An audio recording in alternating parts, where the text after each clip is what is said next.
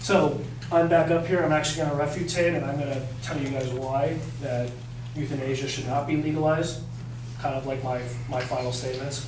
So there's been a lot of talk about, the big thing that's constantly been coming up is that there's been a lot of claims that euthanasia can be regulated and enforced, and that it's actually a very controlled environment. There's actually evidence against that.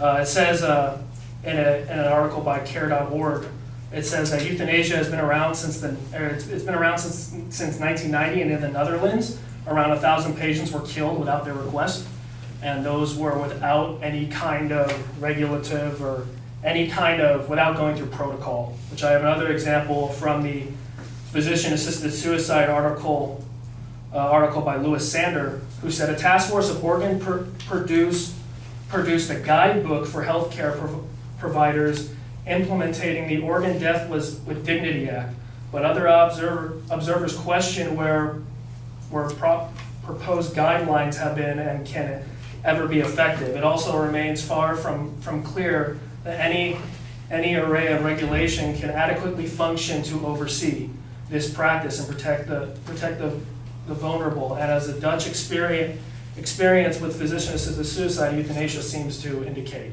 So it's not as regulated as it should be, and then it also will only lead to worse Medicare. So in the physician-assisted suicide article by Lois again, it says our culture's goal of eliminating death is a false goal. Likewise, the medical profession might better serve patients by acknowledging that the elimination of all human suffering is also a false goal if pursued, will ultimately lead to bad medical care. So it will ultimately lead to bad medical care. So another fact that was thrown around a lot was that it will benefit in the long run. Is that euthanasia will benefit in the long run, and it'll help patients. So once again, I just want to reinforce that it'll destroy, that the patient-doctor relationship will be destroyed, and it'll just really hinder it. So you have the quote that many patients from Lois Sander again, with many patients do have a long-standing relationship with their physicians, and when they do, they don't go through.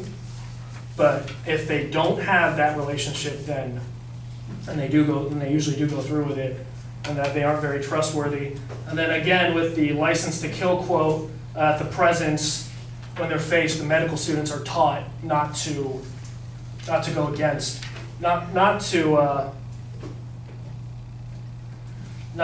persuade them to kill themselves. But if it was changed and it would be an option just to let them die, that would no longer be a goal. And so then the last thing with that is that it wouldn't just go up to random doctors, but it would also lead to doctors that you trusted, or your family doctors or other stuff. And that comes back to the NHS.UK quote, where causing death on a regular basis would eventually lead to people not trusting their doctors and feel in a very sticky situation, and they wouldn't know who to trust. And then the last thing that is brought up a lot is that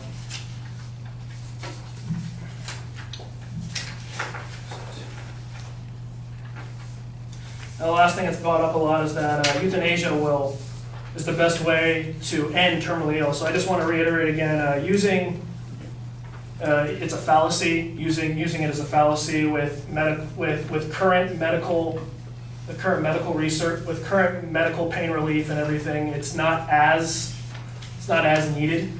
And euthanasia isn't always the most regular situation. And laws against euthanasia also make it so that way people don't suffer, and then it isn't as painless as people think with the Dutch study that gives 3 to 16% of patients have complications with the euthanasia. Thank you.